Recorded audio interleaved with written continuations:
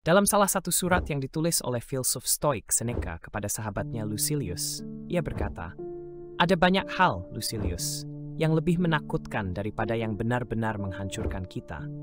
Kita sering menderita lebih banyak dalam imajinasi daripada dalam kenyataan."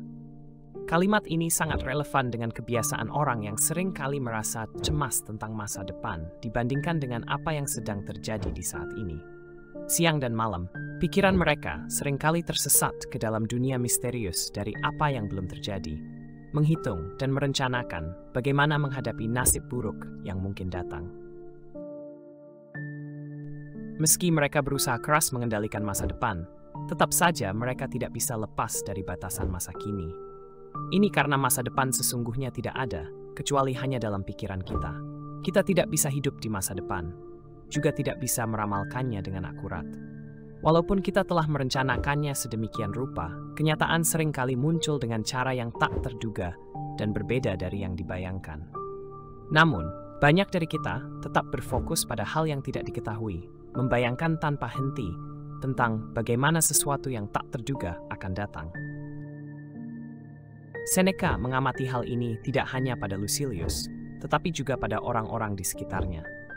Melalui pemikiran Stoikisme, dia menolak pandangan yang melelahkan dan merusak ini, menjelaskan mengapa kekhawatiran tentang masa depan itu sia-sia, dan mengarahkan kita untuk lebih fokus pada apa yang bisa dilakukan daripada terus-menerus dilanda kecemasan. Video ini akan menjelaskan beberapa obat yang ditawarkan Seneca untuk melawan kecemasan, serta ketakutan tanpa dasar. Konsep bahwa masa depan tidak ada bukan berarti kita menyangkal aliran waktu.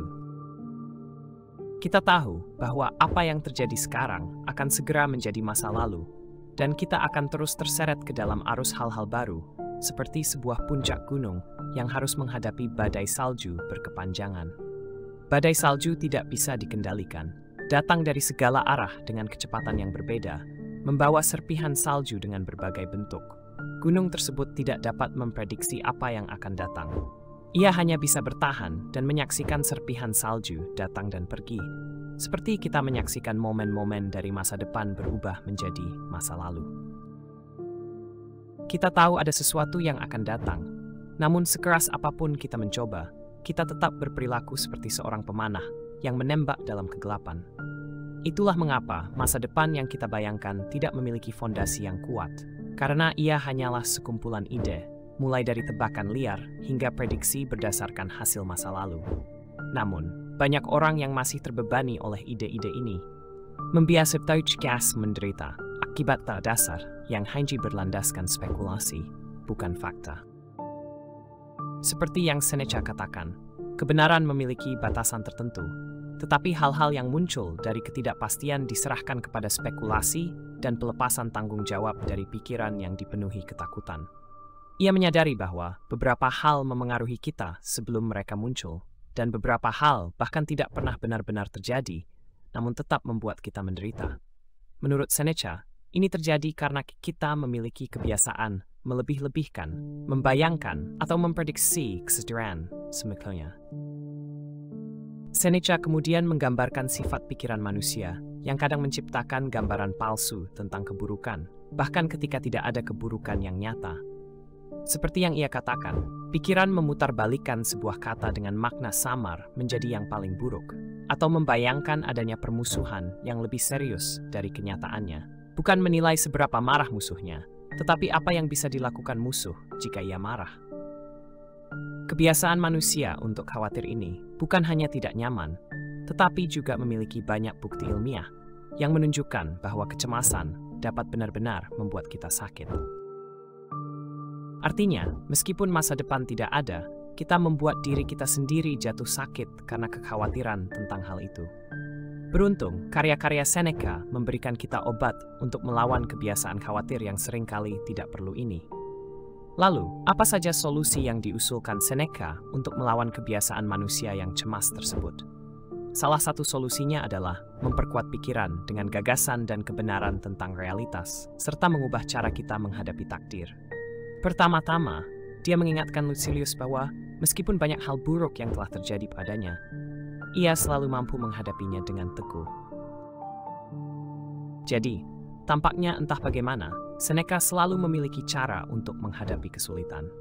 Ketika kita merenungkan kehidupan kita sendiri, seringkali kita mendapati bahwa hal-hal yang dulu kita anggap sebagai bencana besar sebelum terjadi, pada kenyataannya seringkali berbeda jauh dari apa yang kita bayangkan. Dalam banyak kasus, kita menderita jauh lebih sedikit daripada yang kita khawatirkan sebelumnya. Ironisnya, sebagian besar penderitaan terjadi sebelum kejadian itu benar-benar berlangsung. Misalnya, kita cemas menghadapi ujian, dan selama berminggu-minggu sebelumnya, pikiran kita dipenuhi ketegangan. Apakah saya akan lupa semua materi? Apakah saya akan gagal dalam ujian ini? Namun, kecemasan yang kita alami saat ujian seringkali jauh lebih ringan daripada apa yang kita rasakan sebelumnya. Akar dari ketakutan ini terletak pada keyakinan kita tentang dampak kegagalan. Kita mungkin berpikir, jika saya gagal, hidup saya akan berakhir. Atau, besamt of reasoning. Menget tamat ned term ranks, avas thefli stream dograng. Keyakinan semacam ini tidak berdasarkan kenyataan karena konsekuensi yang kita takuti belum terjadi dan tidak bisa kita prediksi dengan pasti.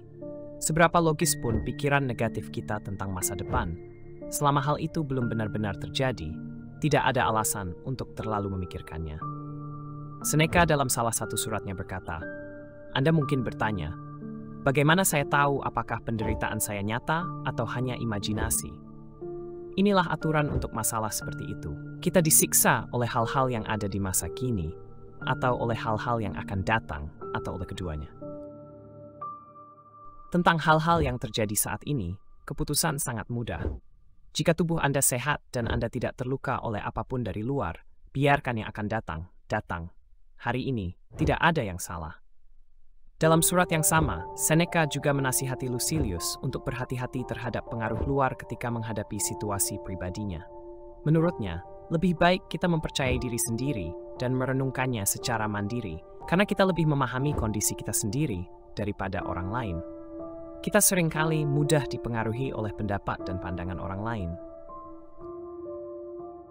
Ada banyak orang yang memiliki pandangan sempit dan bahkan paranoid tentang realitas, mengklaim bahwa mereka bisa meramalkan masa depan, dan tanpa ragu menanamkan benih ketakutan di benak kita, membuat kita khawatir tentang keadaan kita saat ini.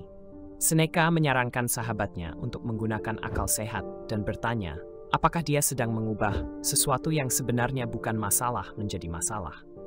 Maka, salah satu cara terbaik untuk mengatasi kecemasan adalah membedakan dengan jelas antara imajinasi dan kenyataan. Segera setelah kita menyadari bahwa ketakutan kita hanya didasarkan pada pemikiran yang tidak logis atau imajinasi berlebihan, kecemasan itu akan memudar. Solusi lain yang Seneca tawarkan adalah mengubah sikap kita terhadap apa yang akan datang. Dalam suratnya kepada Lucilius, dia menekankan pentingnya tidak buru-buru mengambil kesimpulan tentang sifat dari apa yang disebut sebagai nasib.